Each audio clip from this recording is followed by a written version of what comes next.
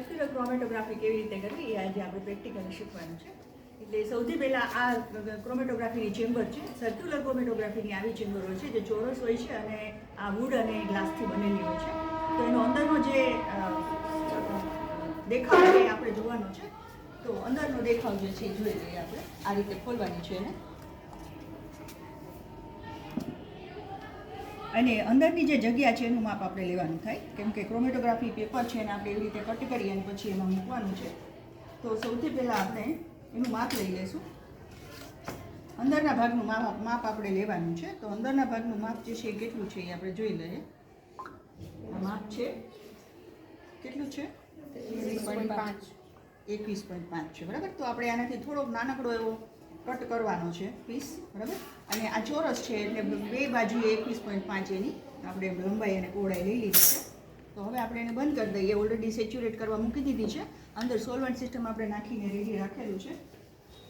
હવે આપણે આ ક્રોમેટોગ્રાફી પેપર છે, બરાબર.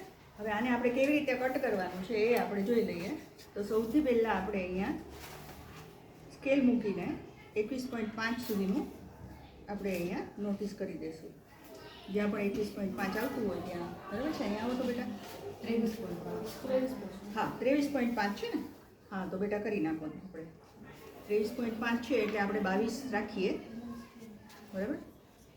હા, 22 રાખીએ આપણે. તો 22 સુધીમાં તમે ત્યાં આપું કરી દો, બરાબર છે. આ રીતે. હવે તમારે અહીંયા આ રીતે કરવું પડશે.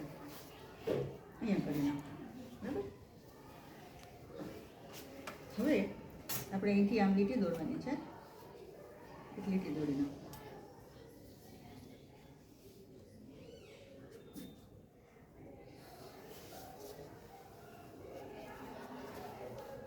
બરાબર છે.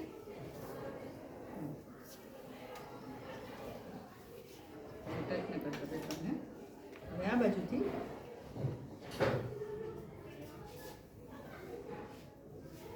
જ્યારે આપણે ક્રોમેટોગ્રાફી પેપર કરીએ ત્યારે આપણે એને ટચ કરતા નથી હાથથી, બરાબર. આ રીતે કરીએ છીએ. હવે કાતરથી આપણે એને કટ કરી લઈશું આ રીતે.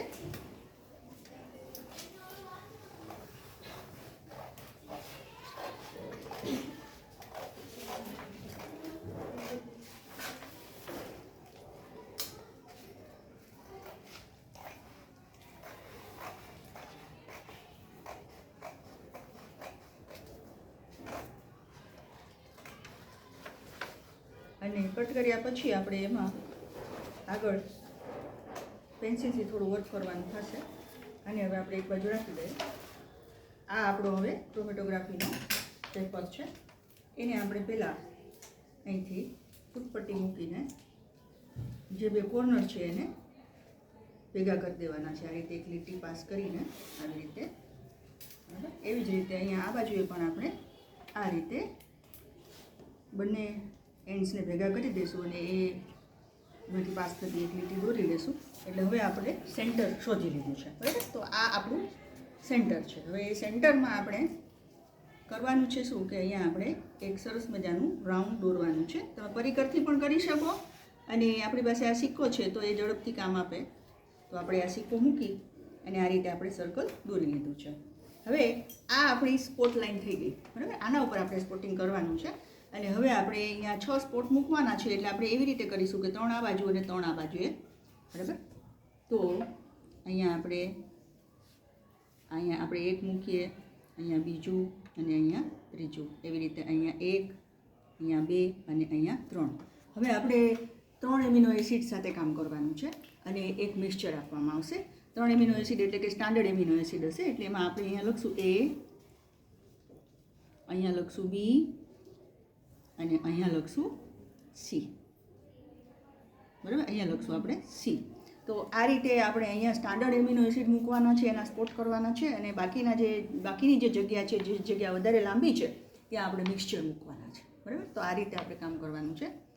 અને બીજી વસ્તુ એ છે કે હવે આપણે સ્પોટિંગ સ્ટાર્ટ કરીએ છીએ, બરાબર. સ્પોટિંગમાં આપણે એમિનો એસિડના સોલ્યુશન્સ લેવાના છે જે 0.1% હોય છે, બરાબર. એટલે આપણે રેડી કરીને રાખેલા છે. હવે કેવી રીતે સ્પોટિંગ કરીએ છીએ, કેવી રીતે એને ડ્રાય કરીએ છીએ અને પછી કેવી રીતે આપણે ક્રોમેટોગ્રાફી ચેમ્બરમાં એને લોડ કરવાનું છે એ આપણે હવે જોવાનું છે. Okay, thank you.